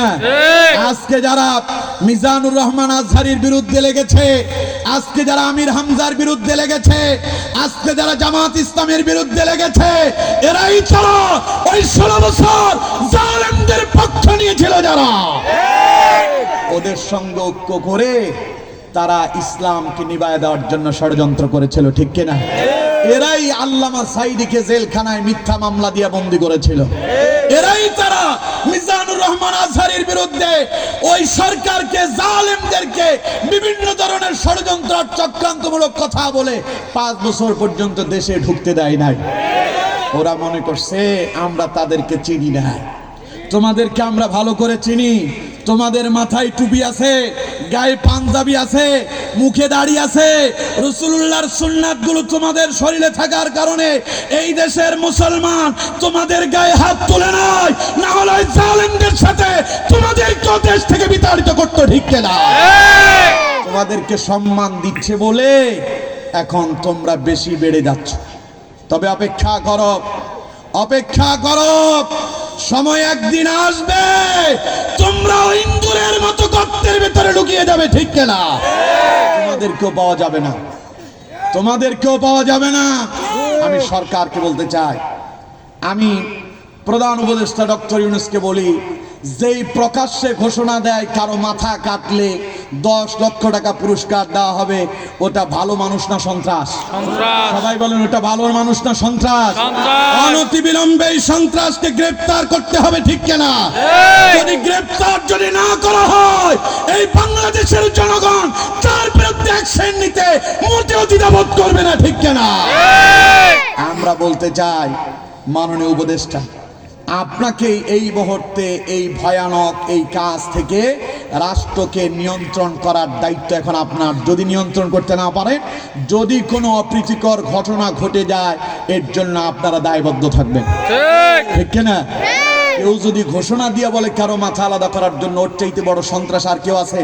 আরো জোরে বলেন, আছে? আমাদের সাইদি কাউকে হত্যা করার জন্য বলেছিল, আমির হামজা বলেছিল, মিজানুর রহমান আজহারী বলেছিল, ওদেরকে মিথ্যা মামলা দিয়ে গ্রেফতার করলো, আর আরেকজন হত্যা করার জন্য ডাইরেক্ট ঘোষণা দিল। ও কি করে এখনো দেশে বসে থাকে? দ্রুত তাকে গ্রেফতার করতে হবে, ঠিক কিনা? আমরা আমাদের আজহারের জন্য কলিজা ভরা ভালোবাসা নিয়ে আল্লাহর দরবারে দোয়া করি, আল্লাহ তার মর্যাদা আরো বহুগুণে বাড়ায়া দেয়। আমিন, বলেন আমিন। বাতিলেরা, জালেমেরা ইসলামের বিজয় দেখে মাথা খারাপ হয়ে গেছে, ঠিক কিনা? মাথা খারাপ করে লাভ নাই। ওই দেখেন না, কেউ কেউ বলে ইসলামী ব্যাংক নাকি দখল হয়েছে, ঠিক কিনা? আবার কেউ কেউ বলে ধর্ম ব্যবসায়ীরা ধর্মভীরু না। মদখোর যেমন মদ বিক্রি করে অন্যরে মাতাল করে, ধর্ম ব্যবসায়ীরা ধর্ম বিক্রি করে অন্যরে মাতাল করে। আসলে মূলত তারা ধর্মভীরু না। নাউজুবিল্লাহ বলেন না? সবচাইতে ধর্মের যিনি বেশি দাওয়াত দিয়েছেন তার নাম মুহাম্মাদুর রাসূলুল্লাহ সাল্লাল্লাহু আলাইহি সাল্লাম। আঘাতটা কোথায় করেছে? আঘাতটা কোথায় করেছে একটু লক্ষ্য করেছেন? আল্লাহ এদেরকে হেদায়েত দেখ, বলুন আমিন। আরো জোরে বলেন আমিন। হেদায়েত যদি কপালে না থাকে, আল্লাহর ফয়সালা আল্লাহ করে দেন। আমিন বলে না কে? আরো জোরে বলেন আমিন। ইসলামের বিজয় দেখে মাথা খারাপ হয়েছে। ইসলামের বিজয় দেখে মাথা খারাপ করে কোনো লাভ নাই, কারণ আগামীর বাংলাদেশ কোরআনের বাংলাদেশ হবে ইনশাআল্লাহ, এতে সন্দেহ নাই, ঠিক কিনা? আজ হোক কাল হোক, বাংলাদেশে ইসলাম প্রতিষ্ঠিত হবেই হবে ইনশাআল্লাহ। আরো জোরে বলেন ইনশাআল্লাহ। যারা ষড়যন্ত্র করতেছেন তারাই অপমানিত আর অপদস্থ হবে। যারা চেয়েছিল 16 বছর পর্যন্ত ইসলামী আন্দোলনকে মুছে দেওয়ার জন্য, ওনারা পারে নাই। আপনারা কি মনে করতেছেন এত তাড়াতাড়ি সম্ভব হবে? না, যা ভাবতেছেন তা স্বপ্নে দেখতেছেন, স্বপ্নে যা দেখে সব বাস্তবায়ন হয় না, ঠিক কিনা? সব স্বপ্ন বাস্তব হয় না। সুতরাং হিসাব নিকাশ করে কথা বললেন, কোরআনের রাজ কেউ ঠেকাতে পারে না, কোরআনের রাজ কায়েমে কেউ বাধা দিয়া টিকে থাকতে পারে। সুতরাং আপনারা যদি কোরআনের এই গণদুয়ারে বাধা হয়ে দাঁড়ান, আপনারা এই জনগণ থেকে বিচ্ছিন্ন হয়ে যাবেন। সুতরাং আপনারা জনগণ থেকে বিচ্ছিন্ন হন, এটা আমরা চাই না, ঠিক কিনা? জোরে বলেন ঠিক কিনা?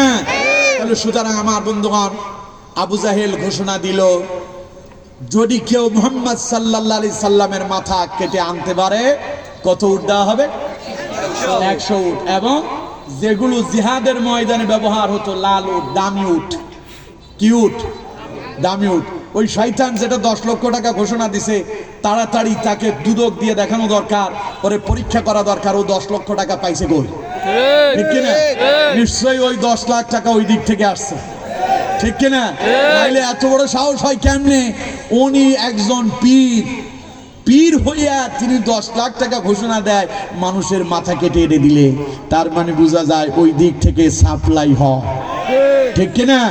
দুদককে বলবো তাড়াতাড়ি তাকে গ্রেফতার করেন, দেখেন টাকা এলো কোত্থেকে, ঠিক কিনা?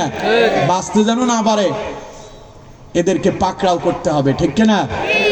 আমার বন্ধুগণ, তাহলে ওমর উঠে দাঁড়িয়ে গেল। ওমর বলল, আবু জাহেল আমার এই তরবারি অপেক্ষা করছে, মুহাম্মাদের মাথা আমি নিয়ে আসবো। বলেন নাউজুবিল্লাহ। তাহলে এখন ওমর সন্ত্রাস, এখন ওমর কি সন্ত্রাস। আমার বন্ধুগণ, আবু জাহেল বলল, ওমর তোমার দিয়াই হবে। মনে রাখবেন এই দেশের নেতারা ওরা কিন্তু মানুষ হত্যা করে না, খুন খারাপি করে না, কর্মীদেরকে দিয়া করায়, ঠিক কিনা? জোরে বলেন ঠিক কিনা? কারণ তারা জানে এমন কিছু তাদের কর্মী তৈরি করতে হবে যাদেরকে দিয়া হত্যাকাণ্ড করানো যাবে, যাদেরকে দিয়া অগ্নিসংযোগ করানো যাবে, যাদেরকে দিয়া মানুষের উপরে নির্যাতন করা যাবে। আর বিপদে পড়লে কর্মীরা পড়বে, নেতারা তখন এসির ভেতরে আরামে ঘুমাবে। দেখেন না আপনাদের আফা সিস্টেম কইরা নিজের পরিবার নিয়ে চলে গেল, কর্মীদেরকে বিপদে ফেলে গেল, ঠিক কিনা? যাওয়ার আগ মুহূর্ত বলে নাই তোমরা যার যার জায়গায় সেভ হয়ে যাও, আমি কিন্তু চলে যাচ্ছি, বলে নাই। এবং বরং আগের দিন ঘোষণা দিছে সবাই রাজপথে থাকবে। রাজপথে ঘোষণা দিয়া কত মানুষে যে বিপদে ফেলছে তার কোনো ঠিক নাই, কথা বলেন না কেন? সুতরাং কর্মীদের, নেতাদের কাজ এটা কর্মীদেরকে ব্যবহার করা। আফা এসেছিলেন বাপের হত্যার প্রতিশোধ নেওয়ার জন্য, তিনি তার বাপের হত্যার প্রতিশোধ নেওয়া সিস্টেম মতো ভেঙে গেল, আপনাদেরকে বিপদে ফেলে গেল, ঠিক কিনা? এখনো বুঝে না, এখনো বুঝে না, বুঝবে আরো কিছুদিন পরে। এই কথাই সত্য, আপা চলে যাওয়ার পরে ছেলে যে বলছিল আমার মা রাজনীতিতে ফিরবে না, এই কথাই সত্য, বুঝতে পারছেন? এটাই সত্য। এখন নেতারা যখন নেত্রীর বিরুদ্ধে চলে গেল, আমাদেরকে বিপদে ফেলে দিয়া নেত্রী আমাদেরকে ব্যবহার করলো, এই কথা বলার পরে নেত্রীর ছেলে এবার সুর পাল্টায় বলছে, না আপনারা চাইলে মা আবার আসবে। তার মানে প্রথমটাই ঠিক, পরের গুলো বেঠিক, পরের গুলো বুয়া। মানে শর্ট করে ঢুকবেন, লোকজনকে পট করে সিস্টেম মতো কায়দা কানুন করে তোমারে ঝুলাইয়া দেওয়া হবে, ঠিক কিনা? সুতরাং শর্ট করে ঢুকার স্বপ্ন ওনার নাই, উনি ঢুকবে না। উনি নেতা কর্মীদেরকে আরো বিপদে ফেলে দিচ্ছে। কেমনে ফালায় দেখেন, উনি কিছু কিছু সময় দেখবেন তার নেতা কর্মীদের উপরে খেপে গিয়া বলতেন, এত আওয়ামী লীগ এখন কোত্থেকে এলো? 15 আগস্টে যখন আমার বাবারে হত্যা করছে তখন এত আওয়ামী লীগ কোথায় ছিল? তার মানে উনি ওনার বাপের হত্যার প্রতিশোধ নেওয়ার জন্যই আসছে, মূলত তিনি আওয়ামী লীগ কায়েম করার জন্য আসেন নাই, ঠিক কিনা? উনি হত্যার প্রতিশোধ নিয়ে চলে গেছেন। এখন নেত্রী থাকে গুলিস্তান, নেত্রী থাকে হিন্দুস্তান, তার কর্মীদেরকে সিস্টেম কইরা মাইর খাওয়ায় গুলিস্তান। শুনছেন না আপনারা? 10 তারিখে একেবারে গুলিস্তান দখল করবে, 10 লক্ষ লোক নিয়ে আইসা। সেনাপ্রধান, সেনাবাহিনী নাকি পোলাপাইন ফেসবুকে স্ট্যাটাস দেয়, কয় সেনাবাহিনী টসে জিতে T20 ব্যাট করতে শুরু করছে, বলে বলে ছক্কা মারতেছে, ঠিক কিনা?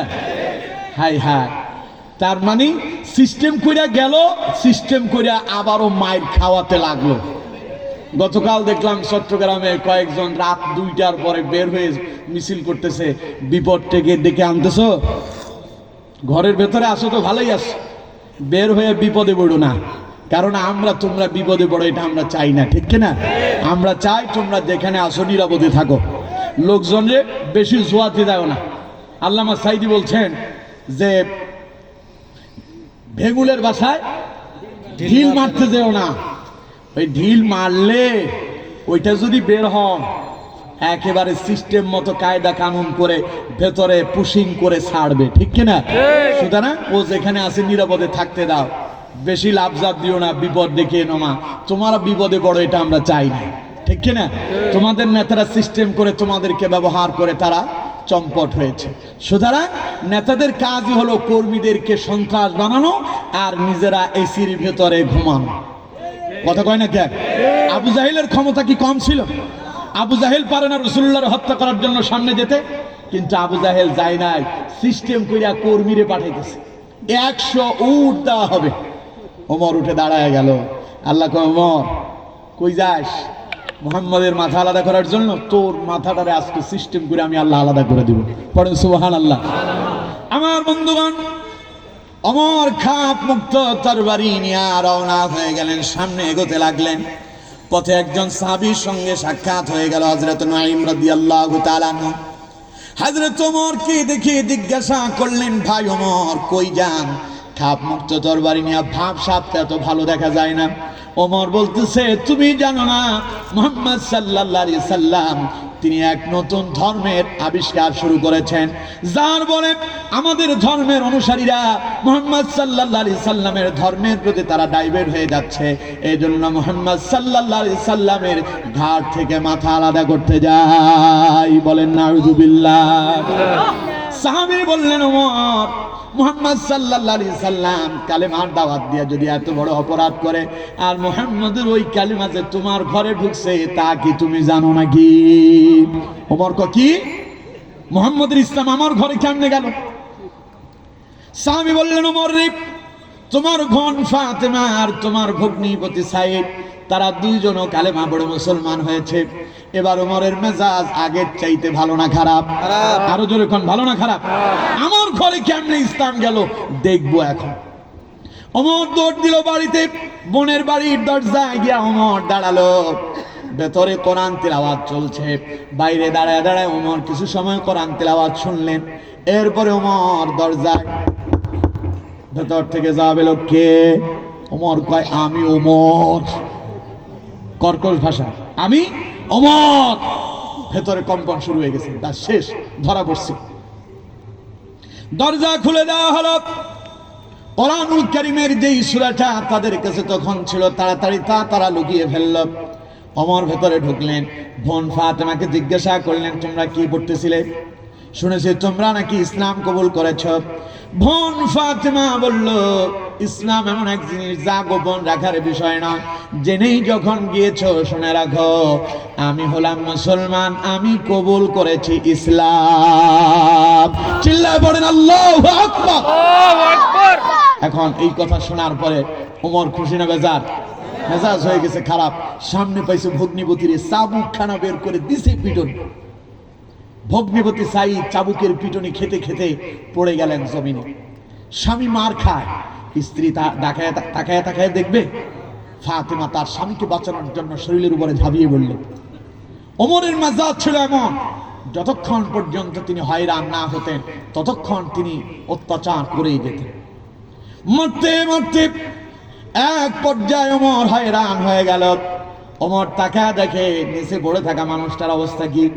তাকায় দেখতে পেল যে মানুষটার শরীরের উপর এতক্ষণ পর্যন্ত চাবুকের আঘাত করলো, ও আর কেউ নয়, তার আপন মায়ের পেটের বোন। মায়ের পেটের বোনের চেহারাটা দেখে, রক্তাক্ত চেহারা দেখে ওমরের মনটা গলে গেল। ওমর তার বোনের চেহারার দিকে তাকায় জিজ্ঞাসা করতেছে, আমার বোন রে, কেন ইসলাম কবুল করলি? এই কাম কেন করলি? ওমরের বোন ফাতেমা তখন তার ভাইকে জবাব দিচ্ছে, আমার ভাই শুনে রাখো, ইসলাম কবুল করার কারণে তুমি আমারে পিটাইছো, আমার স্বামীকে পিটায় রক্তাক্ত করেছো। যদি মারতে মারতে দুনিয়া থেকে বিদায় করে দাও, এরপরে ইসলাম থেকে এক বিন্দু পরিমাণ পিছু হতে যাব না। এর নাম ইসলাম। এর নাম কি? আরো জোরে বলেন, এর নাম কি? এই কথা বলার পরে ওমর একটু ভয় পেয়ে গেল। কি রে, এত মানলাম, পাল্টা আবার আমার ধমক দিয়া কয় প্রয়োজনে মেরে ফেলো, ইসলাম থেকে দূরে সরে যাব না। এই কথা বলাতে ওমর কি একটু ভয় পেয়েছে। মনে করেন এখান দিয়ে রাস্তায় একদল ডাকাত দাঁড়ায় আছে ডাকাতি করার জন্য। একটা সেনাবাহিনীর গাড়ি যাচ্ছে, তবে ওটা সিভিল অবস্থায় যাচ্ছে, একটা প্রাইভেট কার অথবা নোহাতে যাচ্ছে, অথবা হাইসে করে যাচ্ছে। যা ডাকাত দল বুঝতে পারে না, গাড়ির সামনে দাঁড়ায় করলে অ্যাটাক। গেট খুলে বলতেছে, কার কাছে কি আছে তাড়াতাড়ি বের কর। এখন গাড়িতে যারা আছে সবাই সিভিল বেছে, যার কাছে যা আছে বের করার জন্য বলছে, ওনারা রাইফেল গুলো বের করছে। ডাকাত দেখা, স্যার আমরা বুঝতে পারি নাই, আমাদেরকে মাফ করে দেন। তার মানে পেছন থেকে যদি পাল্টা অস্ত্র আসে ওরা ভয় পায়, ঠিক কিনা? কতক্ষণ না কেন, ঠিক কিনা? ওমরের বোন ফাতেমা যখন বলল ইসলাম কবুল করছি, তোমরা মেরে রক্তাক্ত করেছো, প্রয়োজনে দুনিয়া থেকে বিদায় করে দাও, এরপরে ইসলাম ছাড়বো না। সুবহানাল্লাহ কোন? সুবহানাল্লাহ। এই দেশের আলেমদের উপরে ওই জালেমেরা 16 বছর নির্যাতন করেছে।